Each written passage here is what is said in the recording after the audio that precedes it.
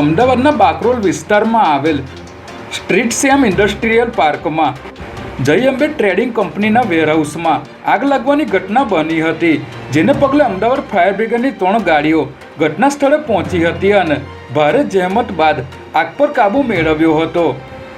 વેરહાઉસમાં packaging material તેમજ તેના આશરે 70 ટન જેટલા પેપર બેઝ રો મટીરિયલમાં આગ લાગી હતી, જેથી સુરક્ષાને ધ્યાનમાં રાખી આજુબાજુના ગામની વસાહતો અને ઔદ્યોગિક એકમોને ખાલી કરાવી દેવાયા હતા.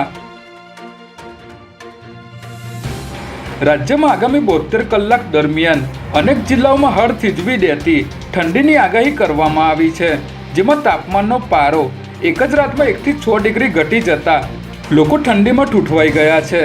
રાજ્યમાં ચાલુ સિઝનમાં સૌથી ઓછું તાપમાન નલિયામાં 6.4 ડિગ્રી નોંધાયું હતું, જ્યારે અમદાવાદમાં 13.7 ડિગ્રી અને ગાંધીનગરમાં 12.7 ડિગ્રી તાપમાન નોંધાયું હતું.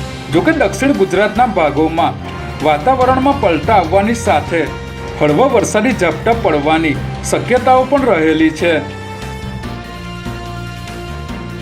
ગુજરાત સરકાર દ્વારા ગઈકાલે મોડી સાંજે એકસાથે 25 આઈપીએસ અધિકારીઓની બદલીનો ગંજીફો ચીપવામાં આવ્યો છે, જેમાં ખાસ કરીને આઈપીએસ અધિકારી શમશેરસિંહને એન્ટી કરપ્શન બ્યુરોમાં એ જગ્યા પર જ યથાવત રાખવામાં આવ્યા છે, જ્યારે સીઆઈડી ક્રાઇમમાં કામગીરી કરનાર રાજકુમાર પાંડ્યનને કાયદો અને વ્યવસ્થાની જવાબદારી સોંપવામાં આવી છે.